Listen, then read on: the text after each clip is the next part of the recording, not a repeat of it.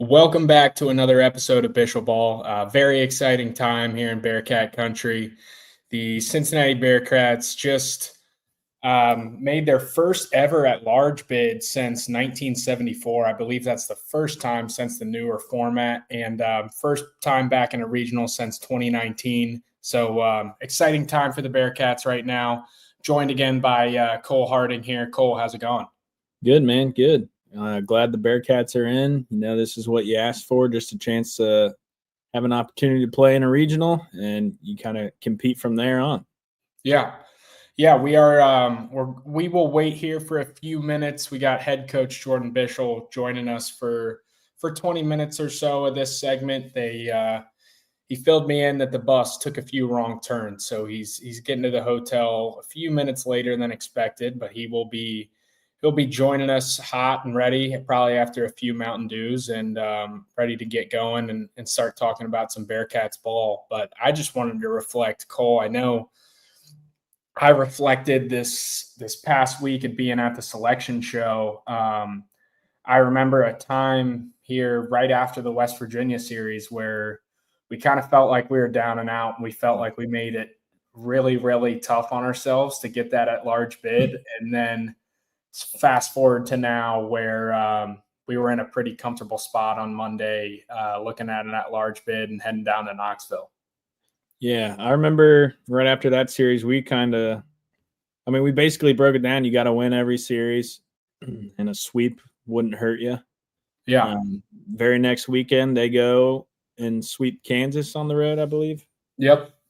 Win the midweek there against Oral Roberts, and then they didn't win the series against TCU, but they did take a game, which ended up being huge, and they were competitive all weekend. So, they did what they had to do, one game in the tournament, and found themselves in the postseason in a regional. So, yeah, and I know, honestly, I had a feeling this was definitely coming within the next few years, and I know last year it was more than this year, kind of a bittersweet feeling of like, it's awesome to watch and you're proud of the team and all your teammates, but it also is like, damn, I wish I could have been a part of a team like this when I was playing there. So just walk me through kind of what your feelings have been like this week, especially being only 1 year out of playing with a lot of these dudes.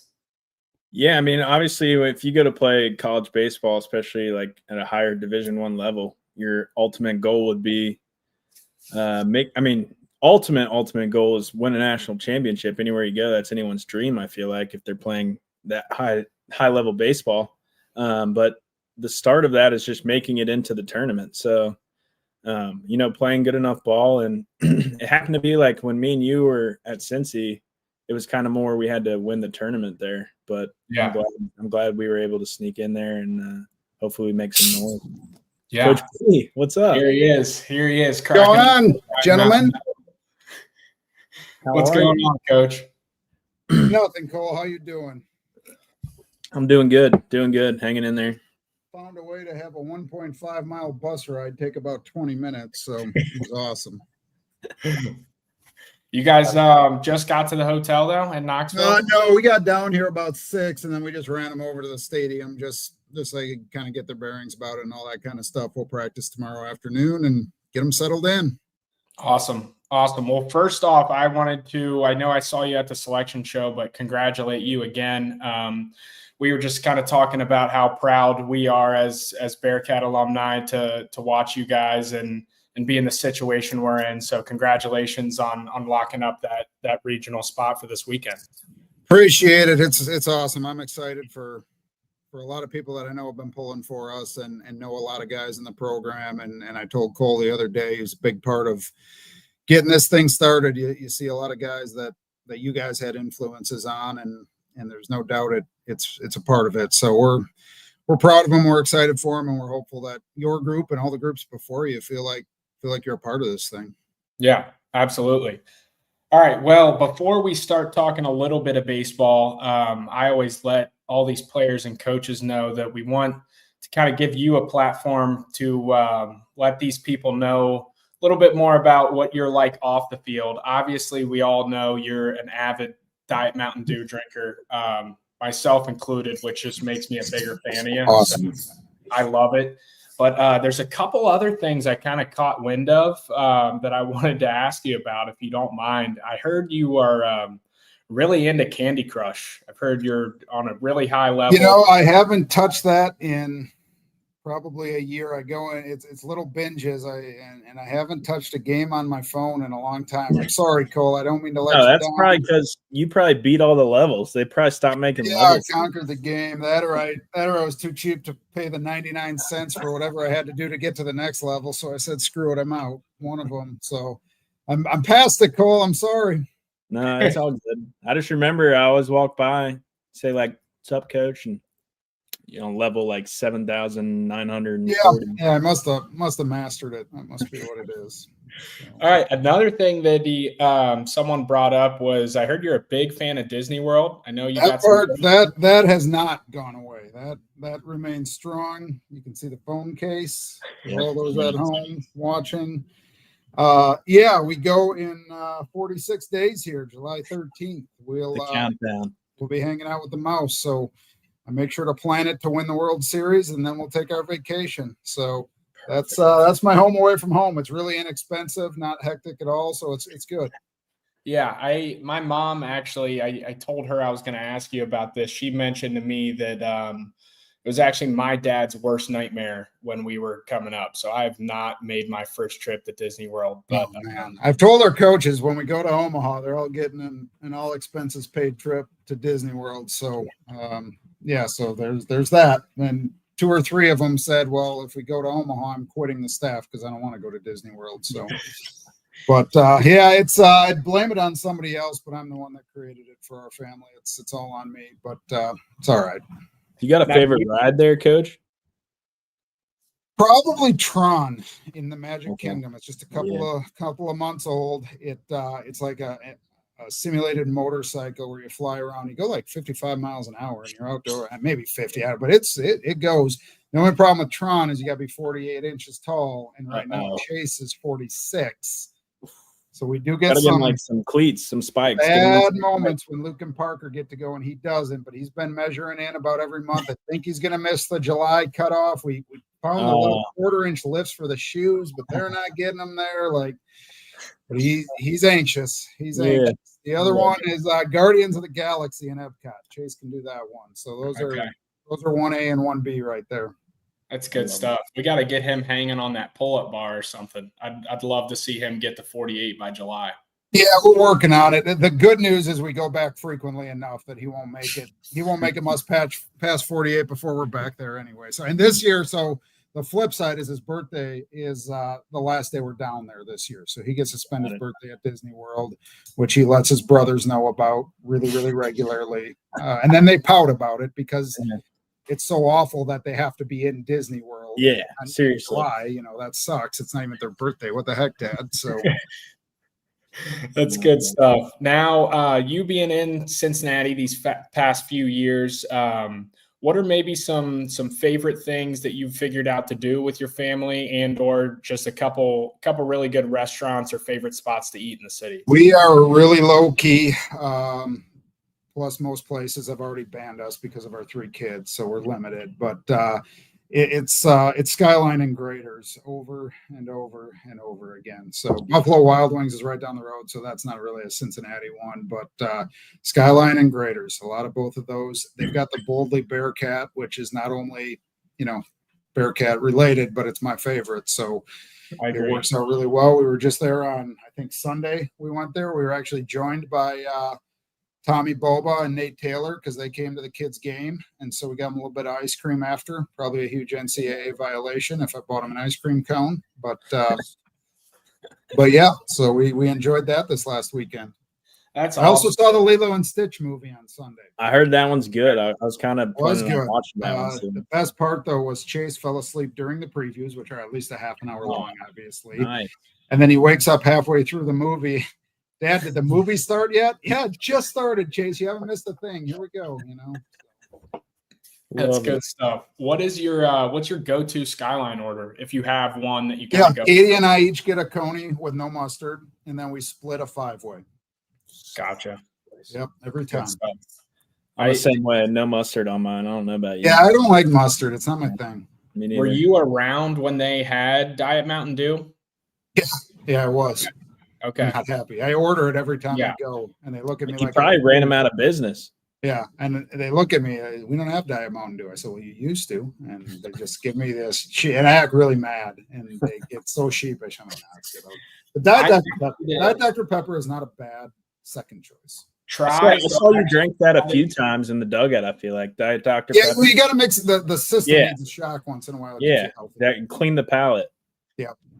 I mentioned something about me being pissed about them not having Diet Mountain Dew, and one of the people on here suggested to give Mellow Yellow a shot, and I did this past week, and it's not the same, but it's a pretty close substitute if you want to give that a shot next time you're at Skyline.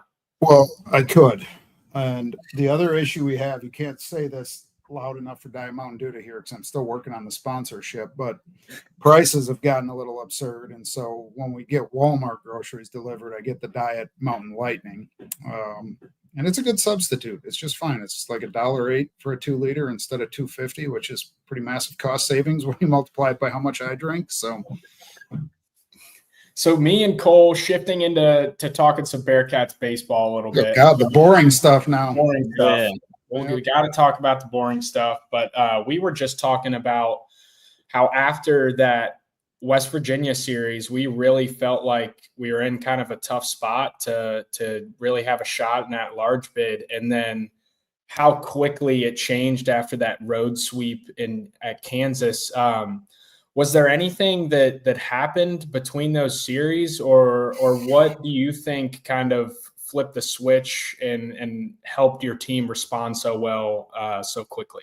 Yeah, I think we played pretty well for a couple of weeks leading up to that West Virginia series. We trying to think through the weekends, but I think we had a nice series against Arizona State, who, Arizona State's funny because they were obviously one of the last 4 teams in, but talent, like if that team's in Omaha, now one of our coaches will be surprised. Like that lineup is real. Their top arm, like it is a big time loaded roster. So that was a big series win. And obviously there were some big pieces to that. Corey Klingenbeck had the walk-off bunt. Like we had to scrap and claw to get those. And as I recall, the week before, I think, was at Texas Tech when we got 2 wins. And again, Texas Tech, I get it. Their record wasn't great, but like Lubbock's not an easy place to go and win 2 out of 3. And we were down to our last strike in one of those games and won in 12 innings, worked out of some jams. So I think those 2 weeks really, really kind of rebuilt some confidence in our group that in our challenge of them coming out of BYU when we were 1-5 was we know that everything we do works when we do it, whether it's our short game, whether it's the way we want to attack the strike zone, our energy. But when it's gone off the rails, we just haven't been tough enough to grind through it and figure out a way to battle back. And so we talked a lot about needing a higher level of grit, a higher level of toughness, and being comfortable when you're uncomfortable. And I think that was the big thing about those 2 weekends is we started to do that.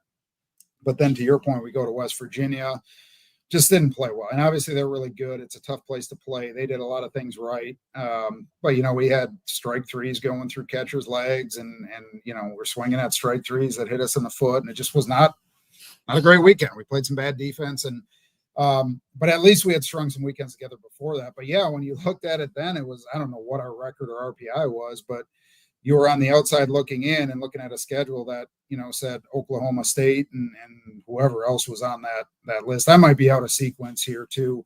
We had the sweep over Central Florida. Maybe Arizona State was a little bit later. But to your point, when we took that road trip out to Kansas, we talked a lot about doing a better job of just having a bunch of one-day challenges. Like, let's not look at it as 11 days on the road. Let's not figure out how many. I knew in the back of my head, I knew how the RPI was about going to work. I knew we probably needed 4 wins on that trip to come home for the Kansas State series with a fighting chance to be in this thing. And you knew, hey, you're playing 2 high-level teams with a good midweek. 4 wins wasn't going to be easy. Mm-hmm. So I really challenged them, like, let's not worry about how many we have to win. We're still in this thing. I know where you guys want to be. Just one day at a time and see how many of these 1 days we can call successes. And we just kept stacking them, which was great. Outside of the one TCU game that got a little bit away from us, game one of the series, but we still put up a ton of runs against Tommy Lepore. Yeah. But we stacked a lot of days and competed and came home with 5 wins, and that really put us in a different spot. But I think it kind of shows the depth of our league, right? One week you might be losing 2 out of 3 to a team that's towards the bottom of the standings, and the next week you're sweeping a team that potentially was going to host a regional. A lot of good teams in our league. And ultimately we just were able to get consistent enough to squeak out a couple of more wins than the next guy, which got us where we wanted to be.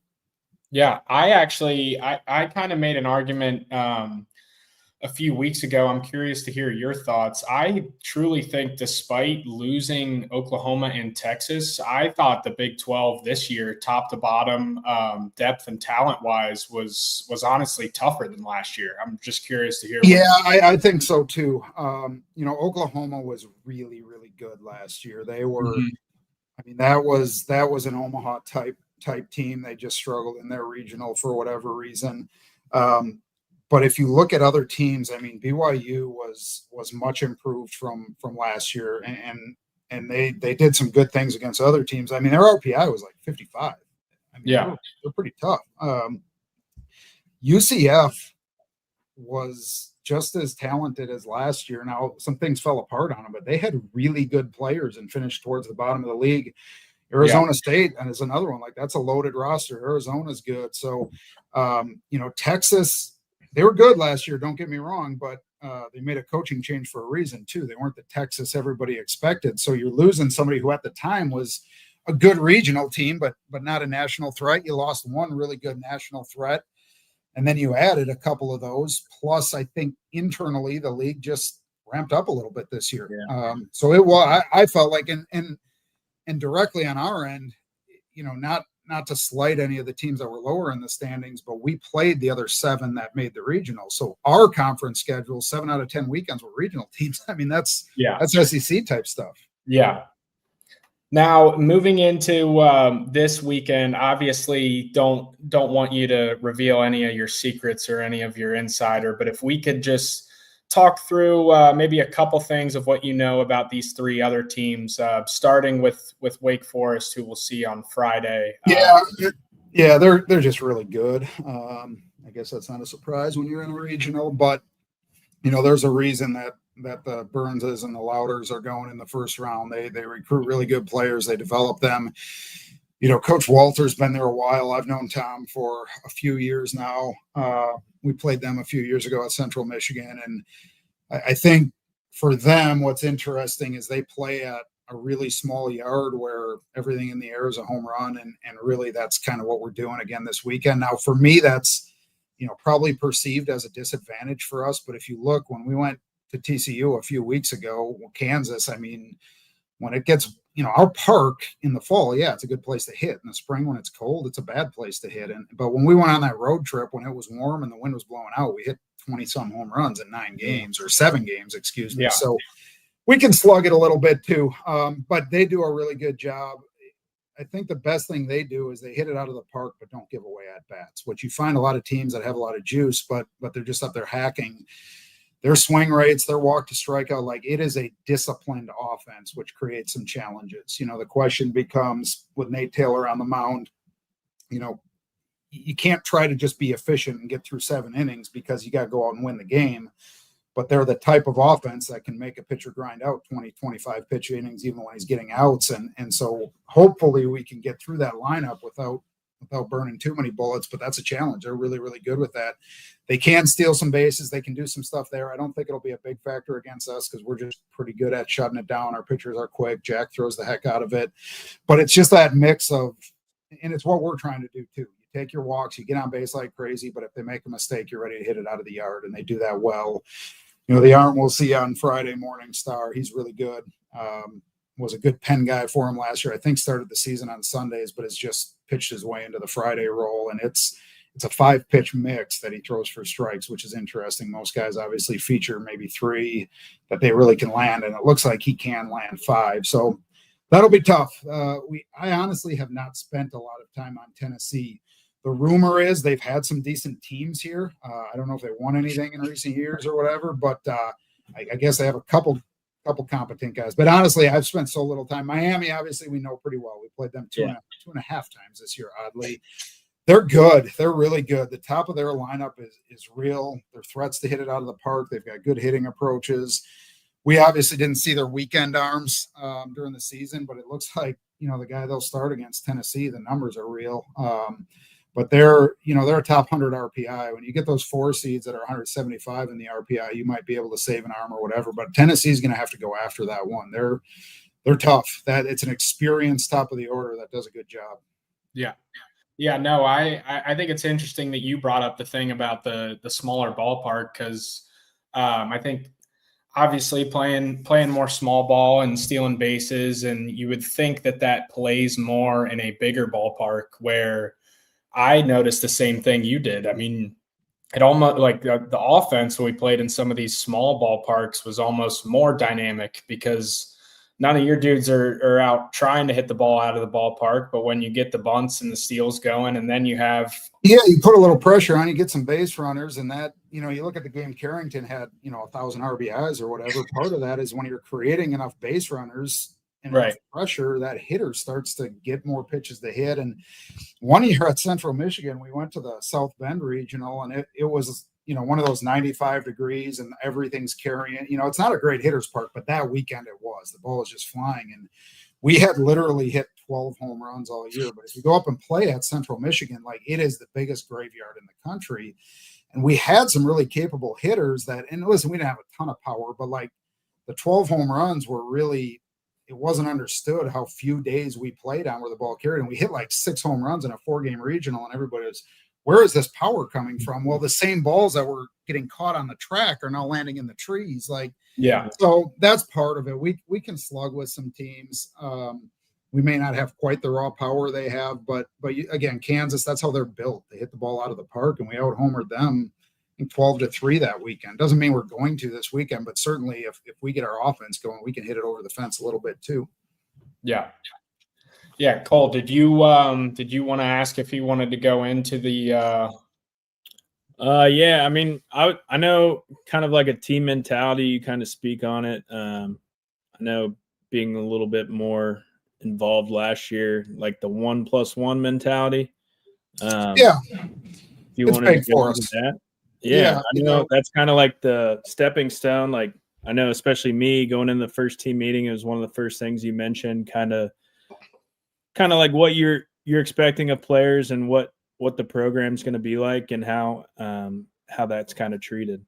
Yeah, for sure. We talk about, confuses my kids. They're getting past it now, but I talk about making 1+1 = 3, which took them a minute. But the idea being, if a scout comes to watch our pro day or a fall practice, and I said, hey, what do you really think of this team? Where do you see us finishing? And if he tells me we look like an 8th place Big 12 team, we better not finish in 8th place. We better make sure the sum of those parts is, the whole of it is greater than the parts, or whatever that. I'm not smart enough to know the saying, but like, we better outkick our coverage in terms of talent versus results. And to get there, I think it's really a combination of, our style of baseball, pressuring you, running the bases, dropping bunts down, throwing strikes, picking up the baseball. Like, that's a big piece of it, the on-field product.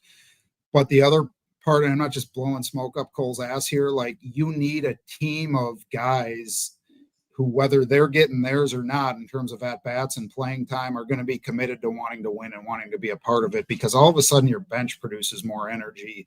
The guy that's in the field isn't feeling like the guy on the bench is trying to take his playing time. You're pulling on the same rope. Like, there's a palpable energy to that that positivity, that team culture.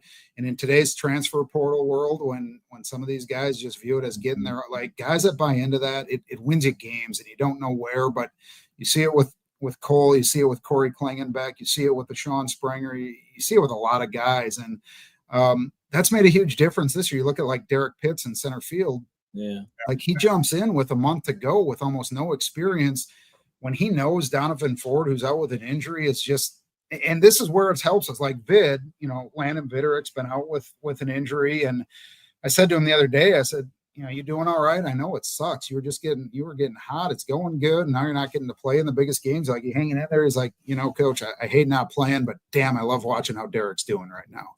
And like, that goes a long ways. And flip side is when Derek, the first half of the season, is sitting and watching a teammate play and has a dozen at-bats, but cares about that guy, has been treated right by that senior, is pulling for that senior. It keeps him engaged. It keeps him. So then when he gets his chance, he hasn't been sitting in the corner wondering which team in the portal wants him. He's getting ready for his chance. And all of a sudden he can run with it. And so that's big. And I think ultimately, I don't know how great or not great we are at it, but I know a year ago we were picked 14th in our league. This year we're picked 11th, and we've been a lot closer to the top than those spots, which it's a credit to the guys buying into it and believing in it. And it's fun. I think it makes enjoying it less about personal achievements and more about relationships and just enjoying playing the game. I know the Cole Hardings of the world had some tough days where it was like, I know I can play at this level, but I'm not getting chances. And to stay positive, I think it's better than sitting around with like, woe is me, right? Yeah.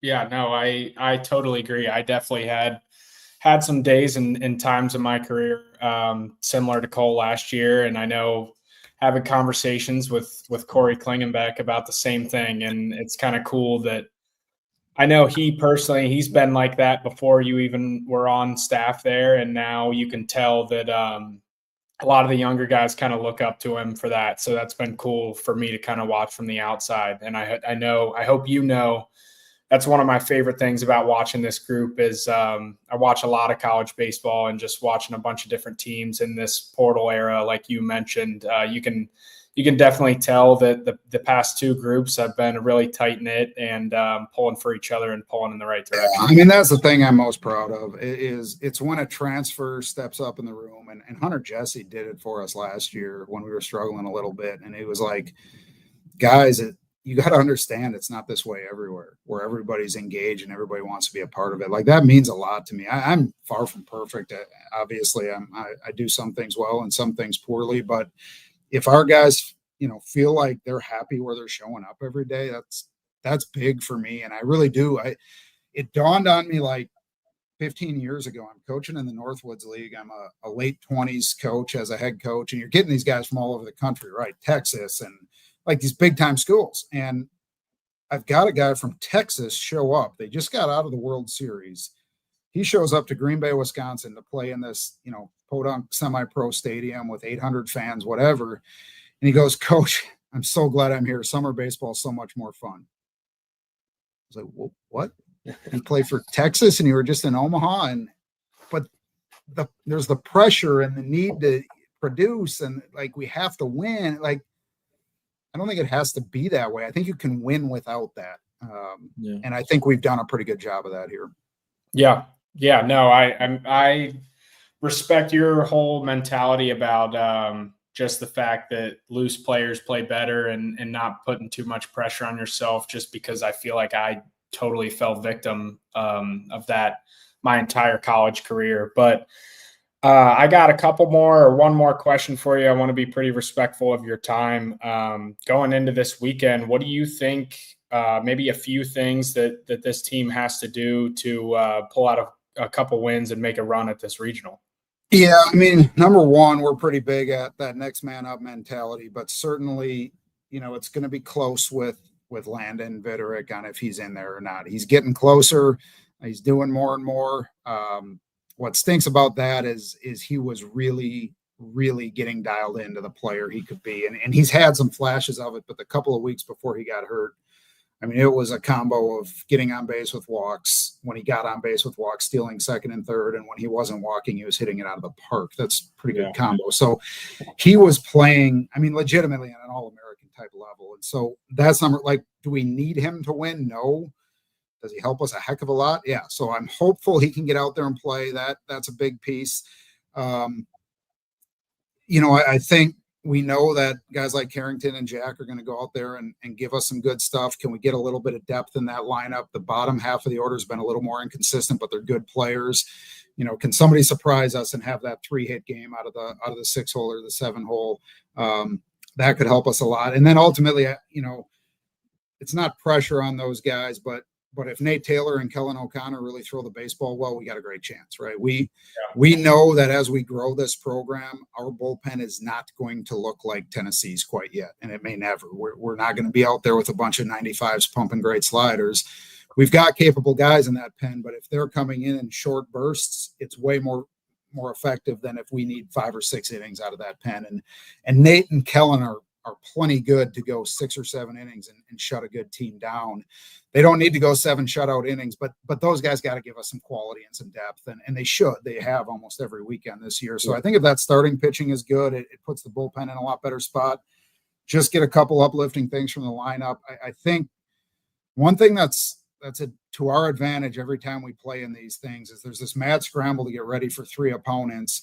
You have very little practice time, and those guys they'll bunt with 2 outs and they'll safety squeeze and they'll still third with 2 outs. And it's a weird offense to prepare for. And when I was at CMU, I mean, we did some good things in regionals. We won quite a few games. And I think a big part of that is it's a different look than what you're used to. I'm not saying it's a better strategy. Everybody can do it their own way, but if you and we saw it at Duke opening weekend, that's great. Yeah. They had video of us, but if you don't spend real time preparing for it, and now maybe they take it away. If you don't get on base, hard to do much, but we can create a little bit of havoc there too. Yeah. No, I totally agree. Me, Cole, Max Palmieri, and Hunter Jesse will actually be loading up the car early Friday morning to head down there. So keep Hunter out of the tavern for me, all right? I'll try. I might be That's joining. Awesome. I'm glad you guys are coming down, and I really do believe this program can play in these things a lot in the coming years, and we're going to work our tail off to make you guys proud. Yeah, let's make this a tradition. What do you say? For sure. And I can't do this every night, but seriously, ask me anytime. I'm happy to come on regularly if I can do anything. We need the city to rally behind us. We need college baseball to know what we're all about. Our guys deserve that attention. And obviously, I love you guys covering Cincinnati baseball, but college baseball as a whole, the quality of it has become really freaking good. Less kids are signing out of high school. Less guys are taking that free agent money as juniors. There's going to be 4, 5, 6 big leaguers out there this weekend. And it's awesome. You guys are pushing that out. It means a lot. Yeah, absolutely. Well, thank you again. We appreciate your time, and I'm sure we'll be able to say what's up at some point this weekend, and good luck down there. That sounds good. Appreciate it, guys. Yes, sir. All right. You look good, by the way, Cole. Yeah, I try. See you guys. What a guy. Yeah, great dude. Awesome. Awesome. Well, yeah, me and Cole will give a little info on some of these teams and talk about the regional a little bit, maybe some of our plans. And so let's get into it, talking about Wake Forest, our first opponent on Friday.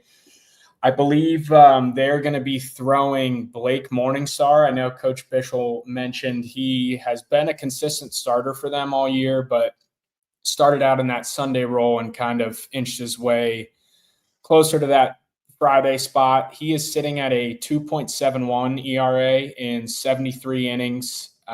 He's given up 22 earned runs, and he's got 82 strikeouts and 25 walks. So that's something I know we've touched on some of these guys that may have really good stuff, but a lot of walks. And it seems like the Bearcats have had a lot of success against guys like that, because if you're going to give those guys free bases, like Coach Bischel said, it's pretty easy for them to start causing some havoc on the bases. So it'll be interesting. I know some people have been talking about how Wake Forest and Tennessee, both their defense has been a little questionable, especially as of late on the infield. So I don't know. I want to go in there with not low expectations, but I don't want to be living and dying on every pitch. I want to just enjoy watching this team in this atmosphere for the first time. I don't know. In 2019, I was committed to Elon, so I wasn't necessarily a huge Bearcats baseball fan at the time. So first time for me pulling for the Bearcats in a regional. Yeah, without a doubt. I was the opposite. I was watching that 2019 regional. Crazy first game, by the way. Yeah. Against the host of that. Oregon State. But yeah, Wake Forest. I mean, it's good arm. He like even Coach B mentioned it's a smaller ballpark that they play at there at Wake Forest, and with an ERA sub 3, got to be pretty impressed with that, especially through 70 innings, 70 something innings. I think he said it was like 72, 73 innings. Yeah. So I mean, it's impressive ERA there, when especially like I said in a small ballpark where Coach B said anything that they hit, it's basically flying out of there. So I mean, it'll be a good arm versus a good arm, just like it'll be every weekend, and a good lineup versus a good lineup like it will be all weekend as well. So I think it'll be fun. I'm glad we're going down there and excited to watch. Yeah. Now 2 guys kind of leading the charge for them. Cade Lewis is hitting .392 with 16 doubles and 11 home runs, 57 RBIs. And then Merrick Houston, who's probably one of the top prospects in this upcoming draft, hitting .351 with 13 doubles, 12 homers, and 58 RBIs. So those are going to be 2 guys to circle in the lineup a little bit. Looks like the rest of this lineup is around 300, maybe a little below. But like Coach Bischel said, and I've played against some of these Wake Forest teams when I was at Elon. They do definitely, especially when you go to their park, they're going to play for the long ball and try to put up some runs via the home run and the doubles. Yeah. And I think Tennessee is the same way. Obviously, they play all over the SEC, and not every ballpark is the same size as theirs. But I mean, we know they have power, and they're definitely going to be able to hit and pitch it. They're going to be throwing out some great talent this weekend. Yeah, without a doubt, I agree. It'll be fun. Like I said, it'll just be fun to watch. I think every game will be competitive throughout the Knoxville regional and throughout every regional. It's kind of how it is every year. It's something, especially when you're not playing in it, but you love baseball, you're always excited to watch. So I'm excited to get down there and see what the Bearcats can do. Yeah. And then talking about the Red Hawks a little bit, I mean, this is a team, obviously, I think we've played 3 times this year, right? One got canceled. I think that was the banged in the middle of it. Yeah, they played like 4 innings, and the Nuxie game got canceled. Which I feel all 3 of those games were pretty close. So It's one of those things. I don't want to say going into this regional, out of the 3 teams we're going to be playing, that I'm like most scared of Miami, but I don't want anyone to overlook the Red Hawks because obviously, I mean, they're coming off a tournament win, and it's really hard to beat a team 3, let alone 4 times, considering we were kind of up in that game. I'll count it as a win, but even though it wasn't. But beating a team 3 or 4 times in a year, going 3 or 4-0 is pretty tough to do. And this team's kind of hot right now. And I don't know. I don't want anyone to kind of overlook this Red Hawks team either. No, yeah. And I don't think they will, especially being a team that's in our region. Like you said, we play them 2 to 3 times a year anyway. I think we're familiar kind of with what they bring to the table. I don't think it's something that's overlooked. I mean, they've beaten us a handful of games in the past few years anyway, so it's not like we're expecting to go out. I mean, yes, we're expecting to go out there and win, but we don't expect it to be a pushover. So I think the looking over them is not something that the Bearcats will do, at least, but can't speak obviously for the other 2 teams because they don't get to see Miami of Ohio 2 times every year. So yeah. Now let's look at it looks like Aaron's pulled up some numbers here for us. This is, I believe these numbers are rankings.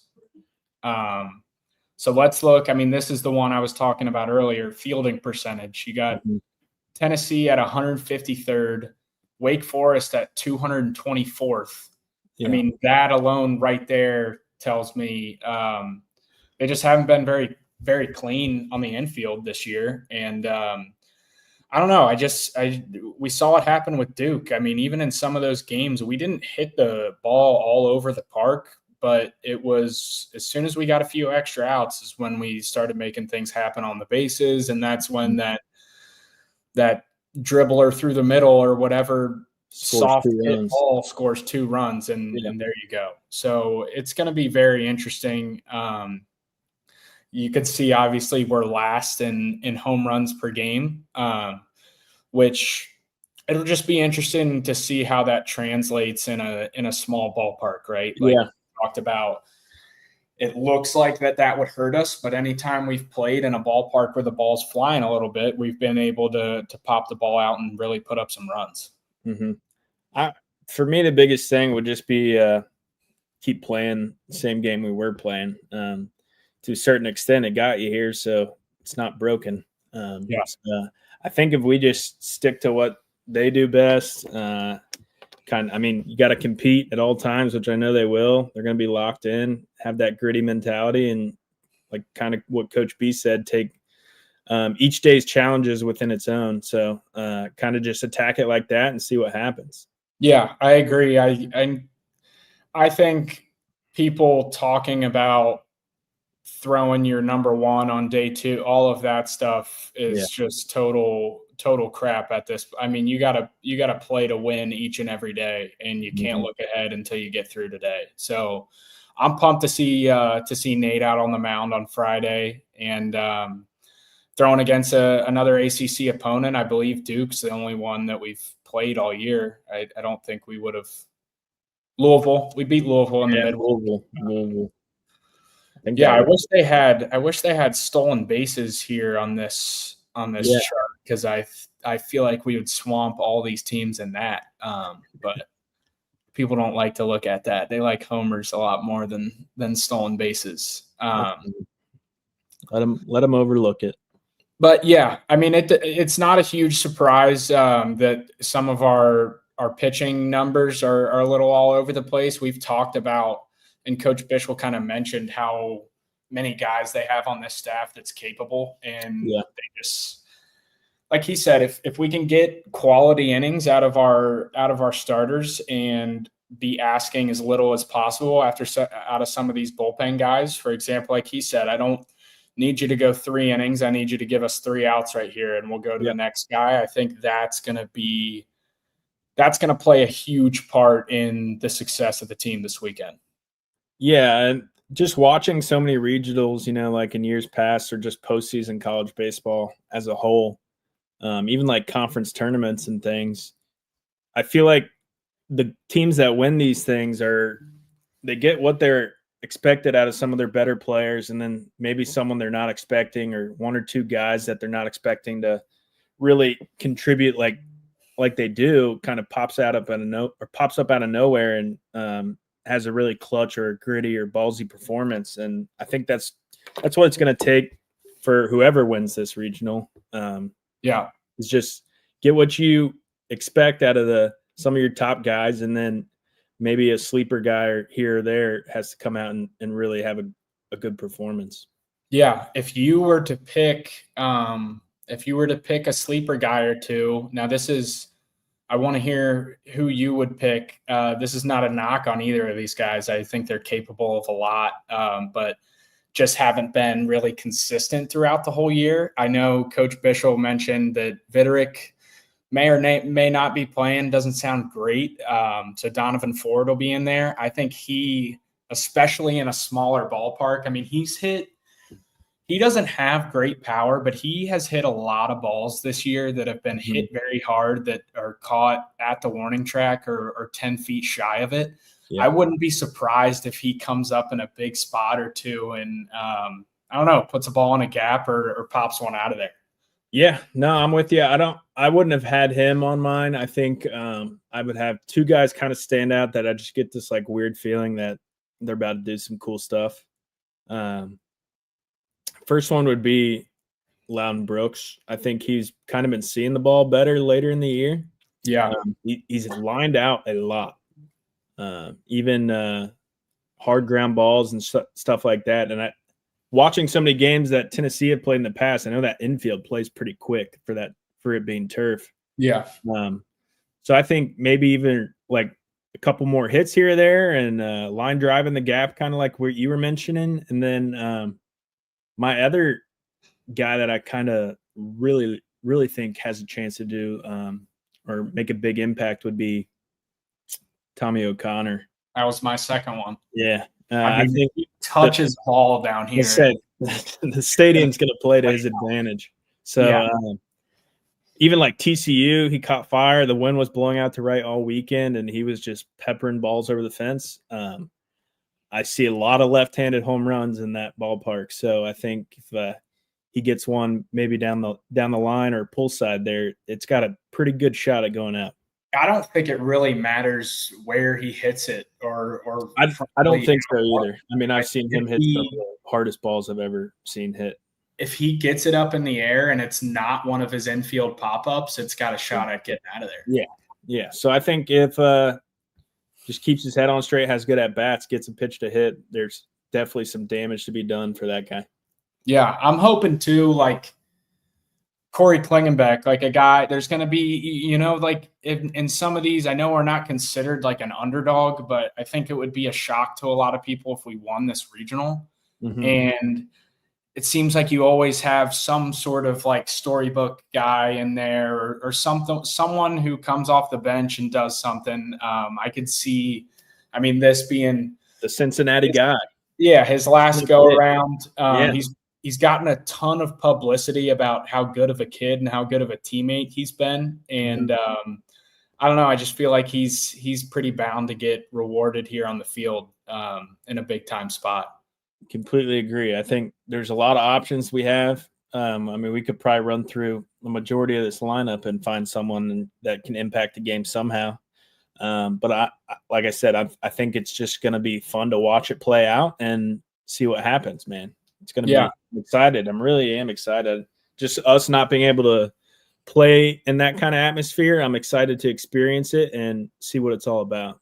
Yeah, I'm pumped. And I know last thing is like I kind of expected in these conference tournaments, and I feel like it's normal to expect when you have teams playing every day back to back, even though you do it every weekend, it for whatever seems like that you're going to have to out hit everyone because there's just going to be a lot of runs being scored. But I kind of noticed the opposite in some of these conference tournaments. It was the pitching staffs that stepped up that really helped these teams make runs to just shut down offenses. And I don't know, it was the bullpen guys and the pitching that kind of stepped up opposed to one team just out slugging everybody all weekend. And I think